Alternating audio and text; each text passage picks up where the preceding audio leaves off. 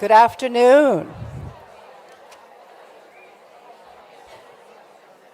Good afternoon. I am Melanie White, President of the Women's Club. Welcome to members that are in the auditorium, and welcome to our members viewing online. Welcome to what I understand is, I believe, 13 potential members that came to become a member luncheon. Could you raise your hands, please, if you're here? We would love to, thank you. Yes, we would love to meet you at the reception. We hope that you become members. You belong here. Now, I was trying to think of a dance to convince you to silence your cell phones. I don't even know what to do anymore, but please look in your purse. Get out your cell phone. Here's the dance. Silence your cell phone, please. There are so many wonderful opportunities coming up to connect with the Women's Club. We have our holiday reception on December 8th from 1 to 3 p.m. The registration deadline is December 1st. Visit the Virginia Holocaust Museum on January 15th from 10:30 to 12:30. Registration deadline is January 8th, 2026. Let's Talk Politics with Jim Bacon and Bob Lewis is on January 21st at 11:45. Registration deadline is January 14th. Please note this is a members-only event. Thank you to the membership committee for providing our refreshments today. Thank you to Cable West for serving as chair of the day. Cabell will now introduce Julie Satow.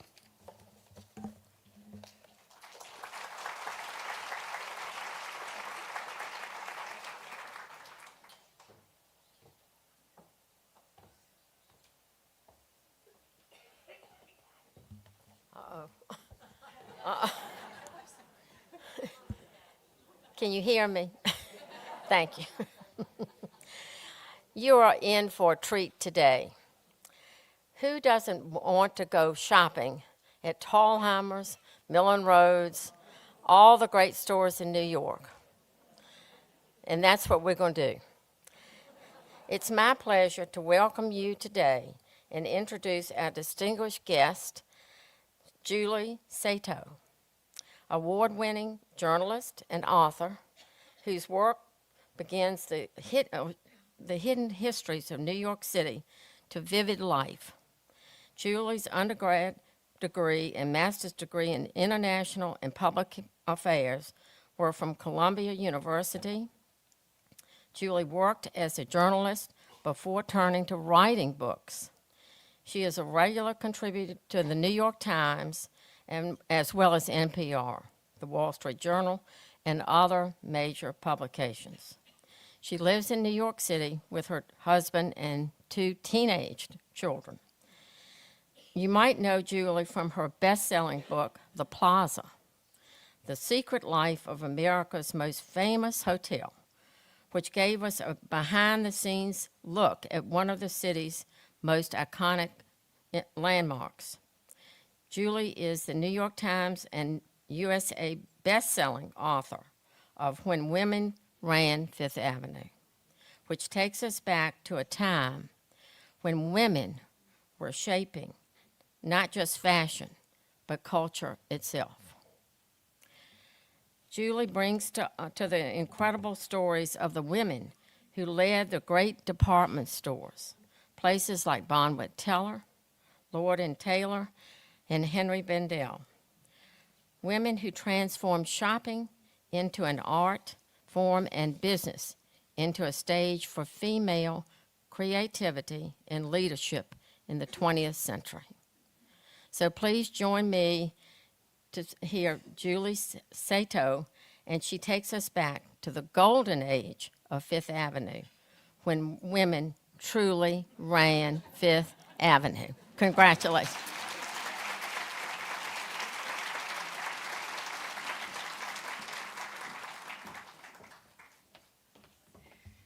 Hi, guys. The microphone is perfect for me, so thanks, Cal.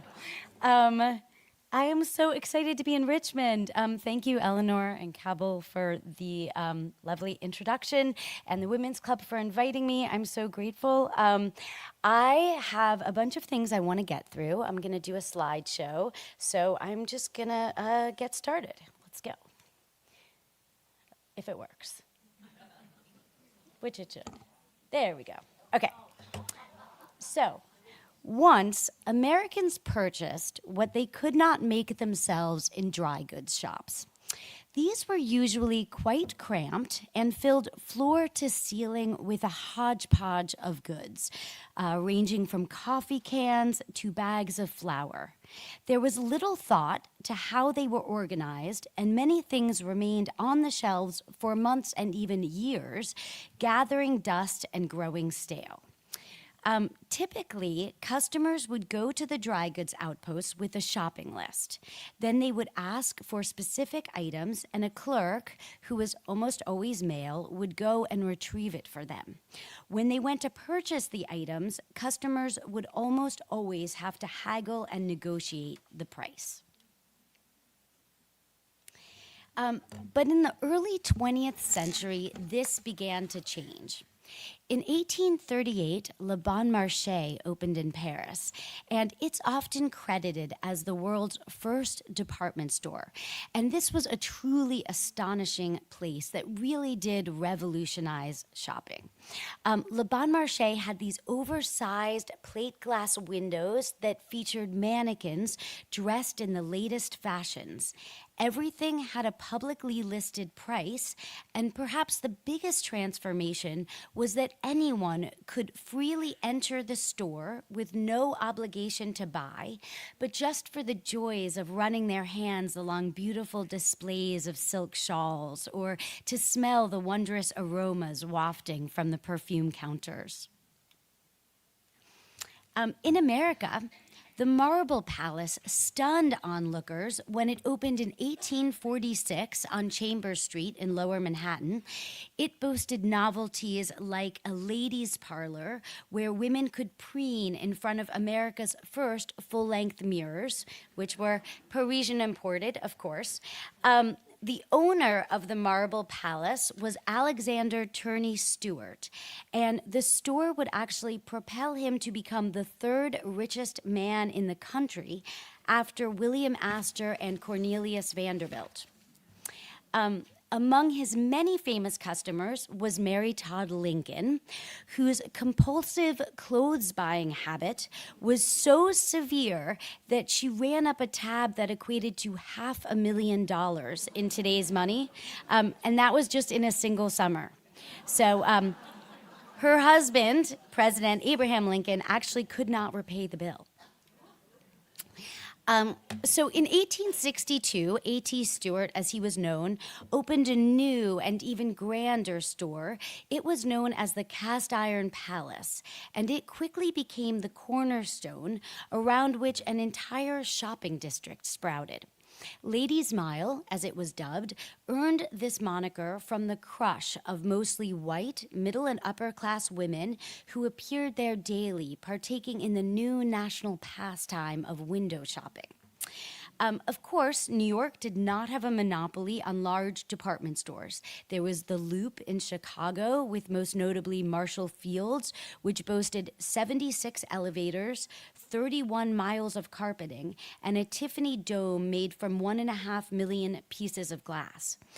Its founders' famous mottos included, "Give the lady what she wants, and the customer is always right."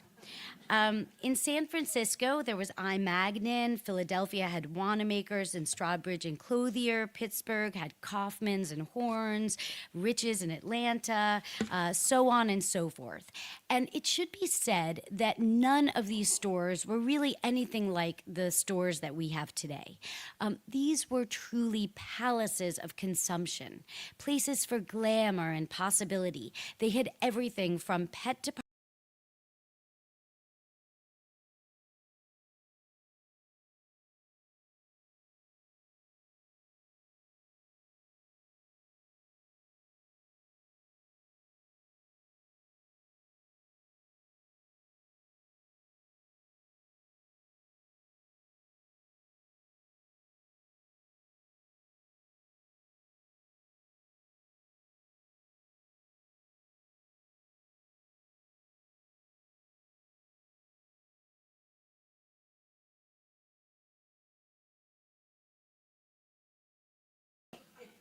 Yes, they even had dentist offices. This one is from Lord and Taylor in the 1920s.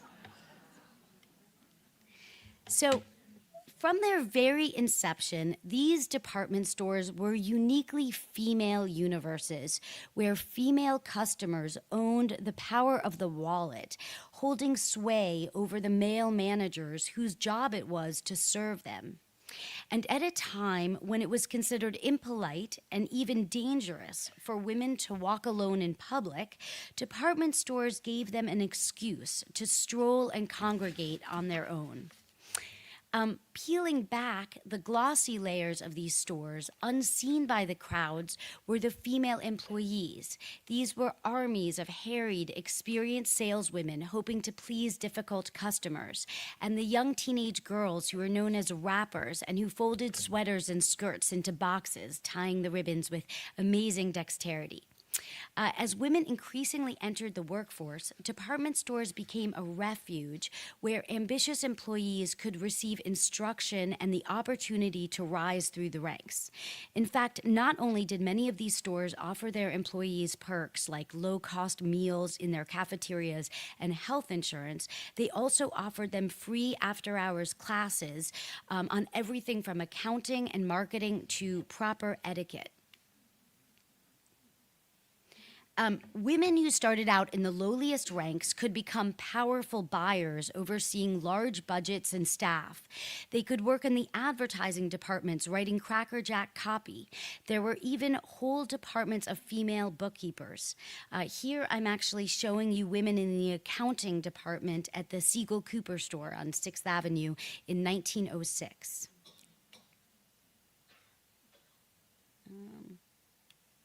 Okay. Here in Richmond, you have a very deep department store history. I was actually staying last night at the Hilton, which was the old Miller and Rhodes store, and they actually had a display in the lobby with old items from the department store.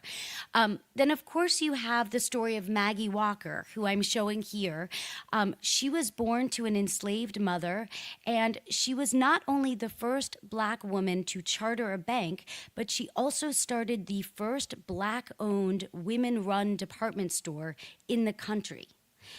It was actually in downtown Richmond, and her goal was to provide successful and lucrative careers to Black women who typically just had two choices, to work as laundresses or as domestics. This was back in 1905, believe it or not, and she managed to run the store for 5 very difficult years until a group of white retailers who had tried to buy her out several times, they banded together and they forced wholesale companies to boycott her store. So she could not get any items to sell. So after about 5 years, she was eventually forced to shutter it. So my book largely focuses on 3 stores and 3 very different but equally impressive women who ran them. Bonwit Teller was founded in 1907, and it was one of New York's most exclusive, well-appointed department stores. But during the Great Depression, the store was in deep financial trouble, and its founder, who was a German emigre, his name was Paul Bonwit, he was forced to sell. The new owner was Floyd Odlum. Floyd was this Wall Street tycoon. He was very rich. Supposedly, he was the 10th richest man in America during these years. But Floyd was not a shopper. And since Bonwit Teller was such a money loser, he just planned to close the store. But in those years, that would have meant throwing hundreds of people out of work at a time when there were really no other jobs to be had. So instead of closing the store, Floyd asked his wife, Hortense, who had never had a paying job before, but who did have experience as a woman and a shopper, if she would go to Bonwit Teller and take a look around and maybe advise him on how the store could stay open. So Floyd was from Colorado, and Hortense, like her husband, grew up very far from the world of Fifth Avenue department stores. She was actually from a tiny pioneer town in Utah near what's now Zion National Park. Anyway, the story of how Hortense and Floyd came to be in New York City is detailed in my book, so I'm not going to go into it here. But jumping ahead, in a matter of 1 year, Hortense had completely turned the nearly bankrupt Bonwit Teller around. And in 1934, during the depths of the Great Depression, this business novice was appointed president of Bonwit Teller, becoming the first woman to helm a major department store. And under her tenure, the store was actually more profitable than it had been even during the Jazz Age, which you can imagine the economy was booming. So Hortense did a whole lot of things to turn Bonwit Teller around, but I'm just going to highlight one thing here. So I mentioned earlier the extreme publicity stunts that stores would do to bring in customers. Hortense was definitely guilty of such extremes. In one instance, she sponsored a contest that she called Make the Most of Yourself, which was essentially a beauty pageant held in reverse. So the winner was the one who was the least attractive, with the idea that this ugly duckling would be transformed by the ministrations of the Bonwit Teller stylist. So, the hapless winner was Callie Foots, who wrote to the judges, quote, "I have a proboscis that would make Jimmy Durante look to his laurels," and compared herself to Bull Montana with a hangover. She was brought to New York, where she visited a dietitian, was styled with an entirely fresh wardrobe, a new hairdo. She even met with a plastic surgeon who gave her a nose job. Here you can see her getting a facial and being taught proper posture. The contest was followed avidly by the press, and thousands tuned in when Bonwit Teller revealed her transformation, and their advertising showed her before and after, and she looked completely different. And they noted how she'd even changed her name from Callie Foots to Carol Faust, which I always thought was a Faustian bargain, to be sure. But while very successful in business, things were not perfect for poor Hortense. Suffice it to say, that is a picture of Floyd Odlum there, standing next to a woman who is definitely not Hortense. Her name was actually Jackie Cochran. She was a manicurist when they met, but she eventually became a very famous aviator. And there she is sitting next to her very good friend, Amelia Earhart. So I'll leave the story here, but you can read it in the book. Another store that I focus on is Lord & Taylor. Lord & Taylor was really one of America's oldest stores. It was founded in 1826 by Samuel Lord as a small dry goods outpost near the fishing docks of the East River waterfront in New York. But by the 1920s, Lord & Taylor had moved uptown to Fifth Avenue and 38th Street, where it boasted 2,200 employees, a staff cafeteria, the dentist's office I showed you earlier, and a resort in the Catskills where employees could enjoy free vacations. So Dorothy Shaver was a small-town girl who came from Mena, Arkansas. It was a railroad town that was about as far from even Richmond that you can imagine, okay? It's tiny. Mena was notorious for its racism, and Dorothy's grandfather was actually a well-known leader of the KKK. He was also the county sheriff. So Dorothy arrived in New York City in 1919.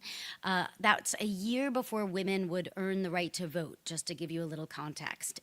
She was single, she was in her 20s, and she came to New York with her younger sister, Elsie. They just basically had a suitcase between them. So Elsie was an artist, and the two sisters decided that to survive in New York, they were going to start a business. So Elsie created these hand-sewn dolls, which you can see here, and Dorothy oversaw the business of selling them. They were actually exceedingly popular, and the sisters even managed to open their own doll shop on 47th Street, which I'm sure you can imagine in 1919 was very unusual. Sorry. Okay. In 1924, the sisters closed their doll business and Dorothy joined Lord & Taylor. By 1945, Dorothy had risen through the ranks and an all-male board of directors had voted her president of the store. It was a huge achievement, and Life magazine ran a large profile of her where they dubbed Dorothy America's #1 career woman. Dorothy was paid the highest published salary that we know of for a female executive. It was about the equivalent of more than $1.5 million a year in today's money. But still, when she had a stroke and died at the height of her fame in the late 1950s, the man who replaced her as president of Lord & Taylor was paid about $500,000 more than she had been making. So, and make no mistake, it was not easy for Dorothy. In that Life magazine profile of her, the reporter, who was actually a female, this is how she described her. Quote, "The typical career woman encountered nowadays, on the whole, is difficult to get along with. Miss Shaver, in contrast, belongs to the Little Women's School. She makes a feminine fuss over thunderstorms, crossing the street, and lighting a cigarette." No doubt that was not true. So Dorothy's contributions to the department stores are really innumerable, but one of her biggest achievements was to help popularize the concept of American fashion. In the 1930s, the notion of American and designer was just totally antithetical. It was accepted wisdom that every designer was French, and Paris was the only place where fashion could be created. But under Dorothy's guidance in 1932, Lord & Taylor became the first store to put the name of American fashion designers in its advertising. She also created windows that touted American fashion designers like Claire McCardell, and even opened a department that sold only clothes designed by American designers. The style became known as the American look, and essentially it was sportswear. So I always like to say that anyone who's ever worn leggings has Dorothy to thank for that. So Dorothy lived her whole life with her sister, the spinsters, who were definitely biological sisters. They had a very adventurous life filled with intellectual and physical pursuits. Dorothy was on the board of the United Negro College Fund, for instance, and counted among her closest friends Tom Watson, who was the powerful CEO of IBM. She helped create the Costume Institute and its very famous fundraising ball, the Met Gala. There's a lot more that the two sisters accomplished, but again, it's in the book, so you can read it. Okay, and so the final store I really delve into is Henry Bendel. Henry, yes, a lot of people think it's Henri, but Henry actually came from the bayous of Louisiana. He arrived in New York in the 1830s, and he opened a small millinery shop on East 9th Street in Manhattan.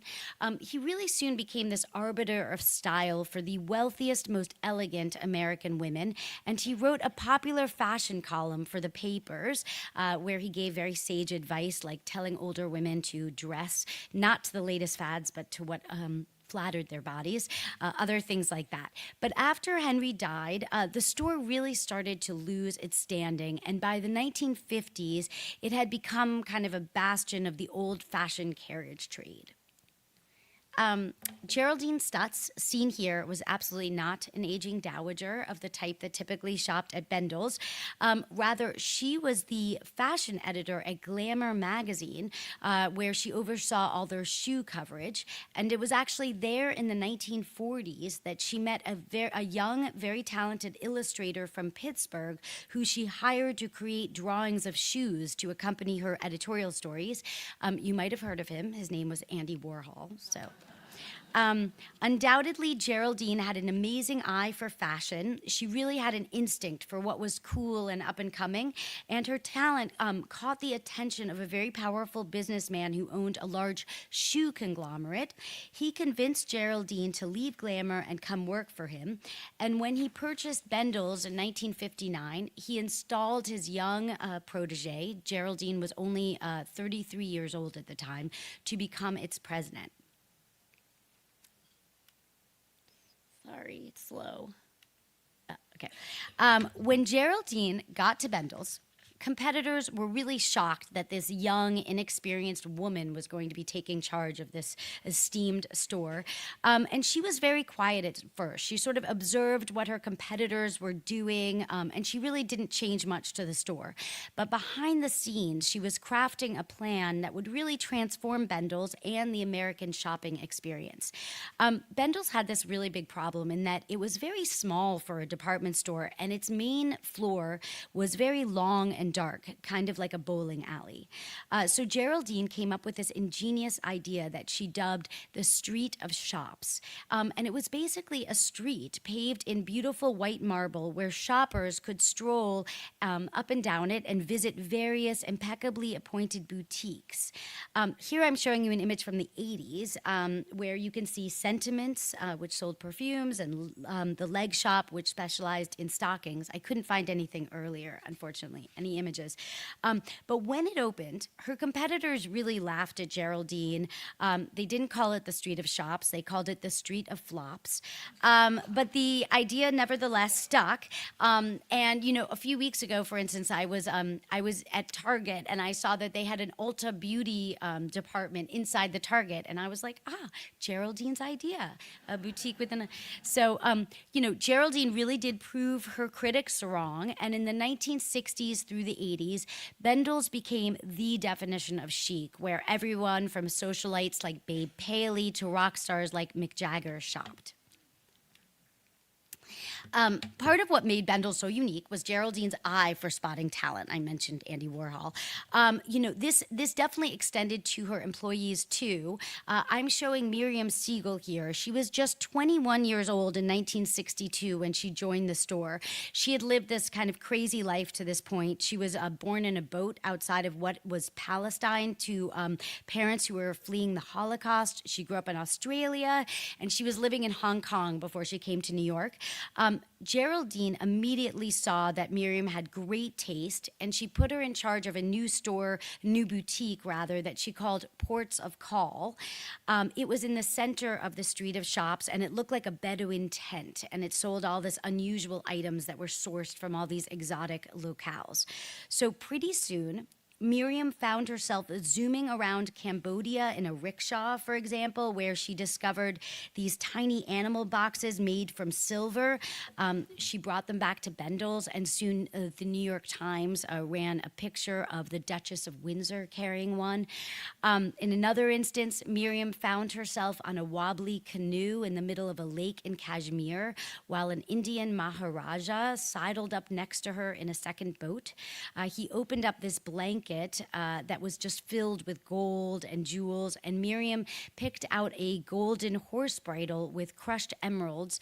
She brought the piece for very cheap. She brought it back to New York, and she had a jeweler make it into a belt, which Bendel sold for $25,000. So. As you can tell, Geraldine's store sold items that you just literally could not find anywhere else in the world. Another example is Stephen Burrows. He was the go-to designer for crowds that like to party at clubs like Studio 54.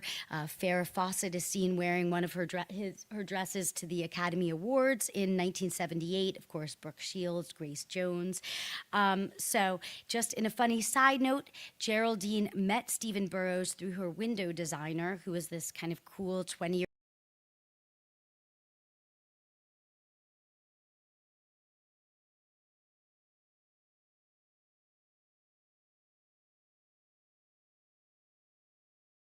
and he always said that Geraldine was his best friend.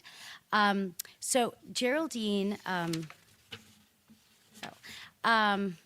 okay, so Geraldine did this with a lot of other talents. She helped discover Ralph Lauren, for instance. In fact, New York Magazine dubbed her fashions the Bendel's look, which they described, quote, as dog whistle style, clothes with a pitch so high and special that only the thinnest and most sophisticated women could hear their call.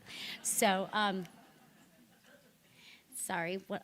There we go. So, okay, thank you so much. I just like to close with just another fun Geraldine quip, because she has so many of them. She also used to say that fashion says me too, while style says only me. And I love that, because I feel like for all three of these women, it's really apropos. So thank you guys so much. I'd love to take questions. I think we have some time and whatever else. Thank you.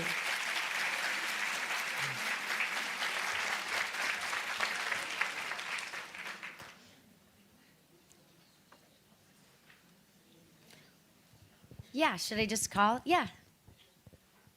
The women of this era seem much stronger and more powerful. Can you explain? Was there a gradual decline in the influence of women, or was it sudden? Did the war? So my book goes from like really the 1930s through the 80s, I guess, the early 80s. And just to repeat the question, that women were very powerful. These women were very powerful.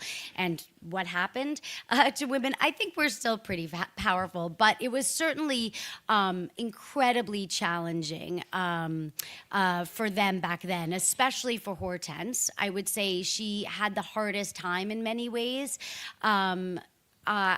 She was the only one who was married and had children, and she really actually came to hate her career. She felt that it destroyed her marriage and was the worst thing she ever did, which was very hard to write about from a modern perspective. But it was very hard, if you can imagine 1934, running a department store that's very famous, that everyone knows, and the pressures that she was under. Dorothy kind of took a different strategy. I always like to describe her as kind of like a male CEO. She tried to ape male CEOs, so she dressed very severely. She never was married or had any relationships really that I could find. She was just married to the store. And, for better or worse, I think she was very happy. She always said she'd much rather have a big career than a humdrum married life. So she didn't have any regrets. And Geraldine's like a more modern iteration of, I think, a businesswoman. She was married and divorced. She couldn't have children. Because she had cancer, but it wasn't for choice.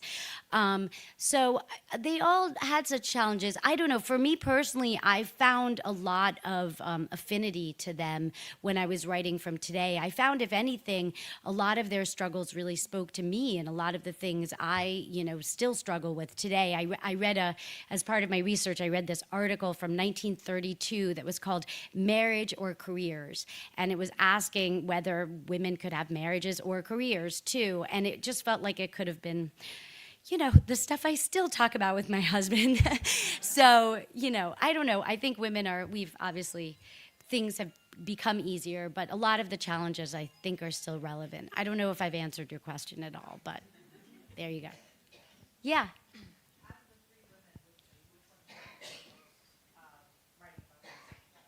Which one did I enjoy the most writing about? Oh. I mean, if I had to hang out with one of them, it would definitely be Geraldine. I mean, she smoked, she drank, she partied with like famous people. She just was like very fun. I thought she'd be the best in terms of just entertainment. I think Hortense was the most complicated for me to write about, just because she had so many regrets. And it was so difficult for her. And I guess Dorothy feels the most like far away. So Dorothy stopped giving interviews basically after that Life magazine article that I quoted, because all people wanted to ask her about was, who did her hair and what makeup did she use? And she did not like talking about those things. So she gave very few interviews. No one wanted to ask her about business strategy, So she was the hardest to get to know. But I will say I wrote Hortense's story twice. So I wrote the book, and then I gave it to my fact checker, because it's nonfiction and I don't want to make mistakes. So I have a very wonderful woman I work with who checks all my facts, and she was very angry at me at the way I wrote Hortense. She felt like I was not sensitive to her challenges, and I made her too severe. So I actually rewrote that whole storyline. So I don't know. It's complicated. Yeah. I think I remember, but let me know if I got the facts right. Wasn't it Lord and Taylor that was one of the first department Okay, I'll start over so nice. everybody can hear. I think I remember reading right, but let me know if I've got the facts twisted or not. But I thought what I remember reading was that Lord and Taylor was one of the first department stores to hire women of color. Yes, that's right. Dorothy, it was under her tenure. So, African Americans always worked in department stores, but mostly in the back, whether it was in the stock rooms or maybe as elevator, they were not saleswomen or salesmen. And except for like stores that catered to Black communities. And so it was a very big deal. She hired a Black woman to, at the very front of the store to sell, I think it was umbrellas, things like that. And it was such a big deal that there were news articles about it. So it makes you, and also the other person who really did it, who I don't talk about here, but is in the book, is G. Fox's in Hartford, Beatrice Fox Auerbach, who's another woman who ran a department store.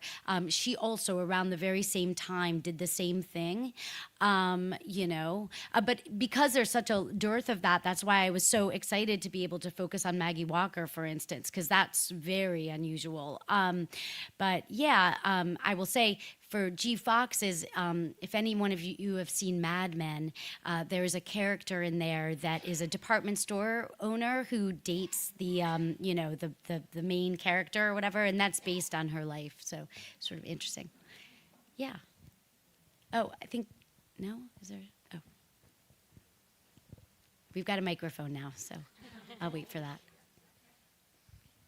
Hello, I was a buyer in Manhattan for a 100 department store company called Mercantile in the 80s, and they don't exist anymore, and just like these three don't exist anymore. So what happened to all these department stores and many more that the names are just lost to history now? Yeah, I get into it in the book, but essentially, in the late 1940s, really, branch stores started opening. As suburbia became a thing, and you have all these new communities popping up everywhere. The department stores, and actually Dorothy opened the first branch store of Lord and Taylor in Long Island. That was one of the first ever branch stores.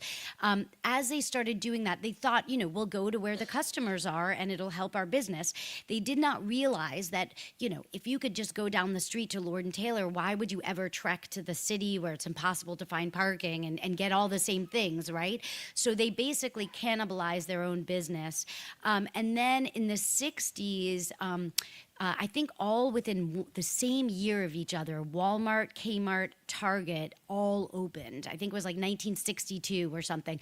And also to serve the suburban communities, they started opening these discount stores. They had no services, no restaurants, none of the things that department stores offered, but they were very financially, they were much more affordable, the items. So people started flocking there, and that also ate into their business. And then, it became this like price war, and they just kept, it was like a downward spiral where they cut salaries, then they cut the restaurant, then they cut this, all to sort of compete with these other businesses, until eventually it became like a lot of conglomerates. So then one company would buy, Federated bought up everybody, and and they just started trying to save money.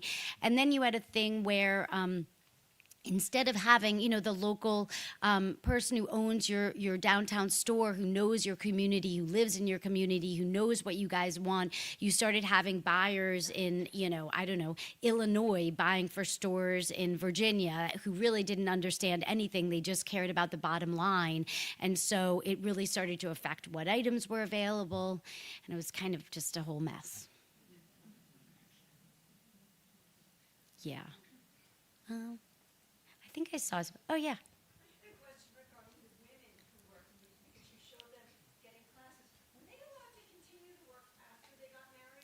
Yeah, there was a law in the 30s, actually, during the Depression, where if you were married, you couldn't be hired because it wasn't really fair. The men should have the jobs, even though a lot of times, for various reasons, that was obviously not correct. But it was very hard to be hired if you were a married woman or if there was a man earning a salary in your home, that kind of thing. For department stores, because it was such like a female-focused business, that wasn't, they did tend to hire more like young women, but there were certainly married women who had very fulsome, big careers, throughout the eras in the department store. So I don't think it totally applied to them. It was more like teachers in schools, things like that, where there were federal, legislation and stuff that affected them. So that was more a thing. But certainly, there was prejudice against married women in the job market. Absolutely. Yeah. Yeah. There are other department stores in New York, like Saks Fifth Avenue and Bloomingdale's and Bergdorf Goodman. What did they do that they're still around today that these didn't? Yeah, good question. I mean, the best example for that is really Bergdorf Goodman. They own their own building. So the Goodman family, who actually is the one, Andrew Goodman called it the Street of Flops, Geraldine's Street of Shops. He owned his own building, so they didn't have to, they had a lot less money pressure than a lot of the other businesses. But even Saks Fifth Avenue is part of a large conglomerate. I think it's Chinese owned. I can't even remember anymore at this point. Bloomingdale's is owned by Macy's. It's all just kind of everybody owns everybody to try to, squeeze as much profit as possible. So, and Bergdorf's now actually for a long time was, an independent kind of, continued the tradition. But now it's been, I think it's Neiman Marcus that owns them, and so I mean, I honestly can't even keep track anymore. It's just, yeah. So, yeah. I was just wondering if you could tell us why you wrote the book, how long it took you, and when's your next book going to be? Oh, thanks for asking. So I wrote this book. So I finished this book on the history of the Plaza Hotel, and I was really unsure what to write next. And my agent, who I love, came up with this idea. She wanted me to write Store Wars. So instead of Star Wars, and I was like, that is just a terrible idea, right? Terrible. So I was like, no. But I really, and I wanted to push myself. I did not want to write about buildings again, I wanted to try to, push myself in my craft and write about people. So I was really not sure what to do. And then within I think 6 weeks of each other, Lord & Taylor and Bendel's both closed in New York. And the New York Times wrote this column bemoaning the end of the grand department store and how sad it was that these stores had closed. And in the article, they mentioned Dorothy Shaver and Geraldine Stutz.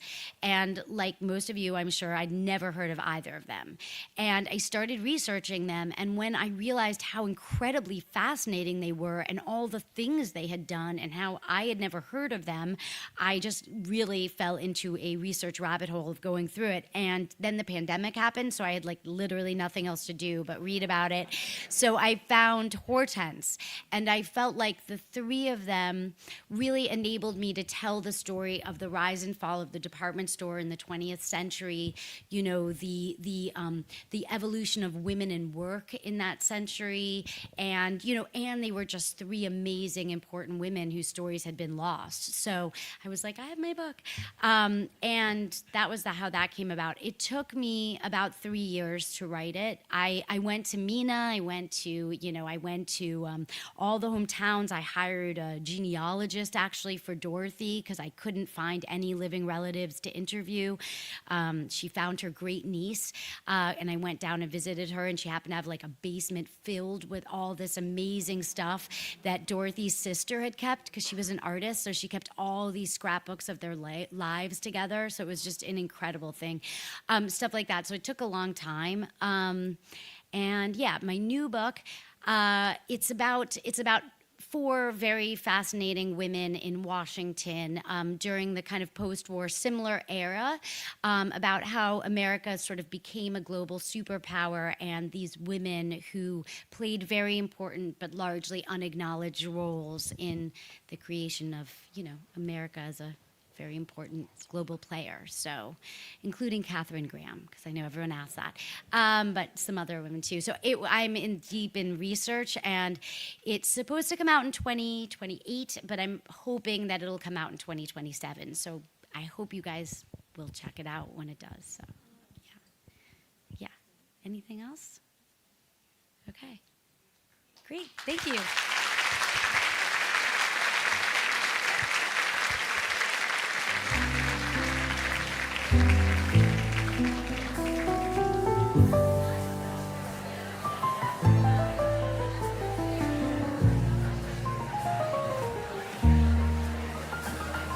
Hey guys, just for anyone interested, I guess I'm signing books, right? I'm signing books outside, in the reception area. Okay,